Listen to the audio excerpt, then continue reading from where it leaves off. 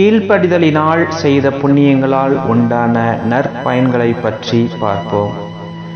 Italy நாட்டில் புனித Dominic சபை மடத்தில் எமிலி என்கிற கன்னியாஸ்திரி மடத்தின் தாயாராய் இருந்தார்கள். அவர்கள் தனக்கு கீழிருந்த கன்னியாஸ்திரிகளை பார்த்து அவர்கள் மரித்த பிறகு உத்தரிக்கிற ஸ்தலத்துக்கு போகாதபடி தங்களை காத்து கொள்ள தான் சொல்கிறபடி கேட்டு நடக்க வேண்டும் என்று அறிவுரை கூறியிருந்தார். அந்த மடத்தில் உள்ள சபை ஒழுங்குபடி இரவு, பகல் மற்றும் உணவு உண்ணும் நேரம் தவிர மற்ற நேரத்தில் தாகமாய் இருக்கிறவர்கள் தண்ணீர் குடிக்க வேண்டுமானால் மடத்து தாயாரின் அனுமதி பெற்றாக வேண்டும் என்றொரு உத்தரவு இருந்தது. அந்த உத்தரவின்படியே அம்மடத்தில் உள்ள சில கன்னியாஸ்திரிகள் தங்களுக்கு தாகம் ஏற்பட்டு தண்ணீர் குடிக்க வேண்டிய சமயத்தில் மடத்து தாயாரிடம் உத்தரவு கேட்கும்போது, மடத்து தாயாரோ சேசுநாதர் சிலுவையில் அறையப்பட்டிருந்த போது அவர் துன்புற்று அனுபவித்த தாகத்தின் பொருட்டு நீங்களும் தண்ணீர் குடிக்காமல் உங்களுக்கு ஏற்பட்ட தாகத்தை பொறுமையோடு அடக்கி வந்தால் அது ஒரு நல்ல புண்ணிய செயல் என்று கூறி அவர்கள் தண்ணீர் குடிக்க அனுமதி வழங்காமல் இருந்தார். அவர்களுள் செசிலியா என்கிற கன்னியாஸ்திரி ஒரு நாள் வெயிலின் கடுமையால் தாகம் மிக ஏற்ப மடத்து தாயாரிடம் தண்ணீர் குடிக்க உத்தரவு கேட்டார். அவரோ, நீர் குடிக்க ஆசைப்படுகிற தண்ணீரை சிலுவையில் இயேசு ஆண்டவர் அனுபவித்த தாகத்தை குறித்து அவருக்கு காணிக்கையாக ஒப்புக்கொடு. நீ இறந்த பிறகு உத்தரிக்கிற ஸ்தலத்து நெருப்பில் வேகிற போது அந்த நெருப்பை அணைக்க தண்ணீரை இயேசுநாதர் உனக்கு அனுப்பி வைக்க அவரை வேண்டிக்கொள் என்று கூறி தண்ணீர் குடிக்க அனுமதி கொடுக்கவில்லை.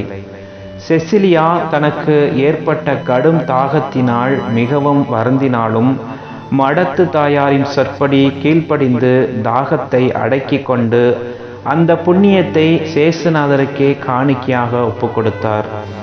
அத்தகைய புண்ணியத்தின் பேரில் அதிகம் அன்பு கொண்ட சேசுநாதர் தாம் கன்னியாஸ்திரி செசிலியா மீது கொண்ட அன்பை அவள் மரித்த 3ஆம் நாள் வெளிப்படுத்தினார்.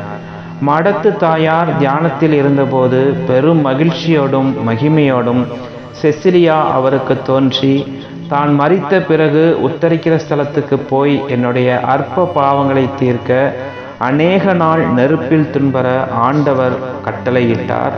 ஆயினும் 3ஆம் நாள் என்னுடைய காவல் சமணசானவர் என்னை சுற்றிலும் எரிகிற நெருப்பு சுவாலையில் அந்த தண்ணீரை தெளித்தவுடனே என்னை சுட்ட நெருப்பு அணைந்து போகவே சம்மனசு என்னை மோட்சத்திற்கு அழைத்து போனார் என்று கூறி மறைந்தார்கள். கிறிஸ்துவில் பிரியமுள்ள சகோதர உறவுகளே, பசியை அடக்குதல், தாகத்தை அடக்குதல், தூக்கம் வருகையில் தூங்காமல் இருத்தல் போன்ற ஒருத்தல் முயற்சிகளால் உத்தரிக்கிற ஸ்தலத்து ஆன்மாக்களுக்காக உதவி புரியலாம். இப்படிப்பட்ட ஒருத்தல் முயற்சிகள் உத்தரிக்க ஸ்தலத்து ஆன்மாக்களுக்கு ஒப்பு கொடுத்தால் அவர்களை சுடுகிற நெருப்பு அணைந்து போவதுமல்லாமல், நீங்கள் உத்தரிக்கிற ஸ்தலத்துக்கு போக நேர்ந்தால் உங்களை சுடுகிற நெருப்பும் அணைந்து போகும் அல்லவா? உத்தரிக்கிற ஸ்தலத்து ஆன்மாக்களுக்குள்ளே நெருப்பு ஓய்வில்லாத நெருப்பு என்று புனித லாரியார் கூறியுள்ளார். குற்றவாளிகளை காவல்துறை அதிகாரிகள் தினம் தினம் அடித்தாலும் பின்னர் அடங்கிவிடும். அவன் உறங்கும்போது வலி இல்லாமல் இருப்பான். தினம் காயங்களுக்கு கட்டுப்போடும்போது அவன் அனுபவிக்கிற வேதனை மற்ற நேரங்களில் விசேட விதமாய் அவனுடைய தூக்க நேரத்தின் போது இருக்காது. ஆனால் உத்தரிக்கிற ஸ்தலத்து ஆன்மாக்களின் நிலை அப்படியல்ல.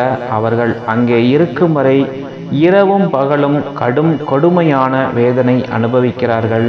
இது எவ்வளவு பெரிய கொடுமை! ஆதலால் திவ்ய பலிப்பூசை ஒப்புக்கொடுத்தல், ஜெபமாலை ஒப்புக்கொடுத்தல், ஒருத்தல் முயற்சியை கடைபிடித்து உத்தரிக்கிற ஸ்தலத்து ஆத்மாக்களுக்கு ஒப்புக்கொடுத்தல் போன்றவற்றால் உத்தரிக்கிற ஸ்தல ஆக்கினை கட்டாயம் குறையும். ஆமேன்.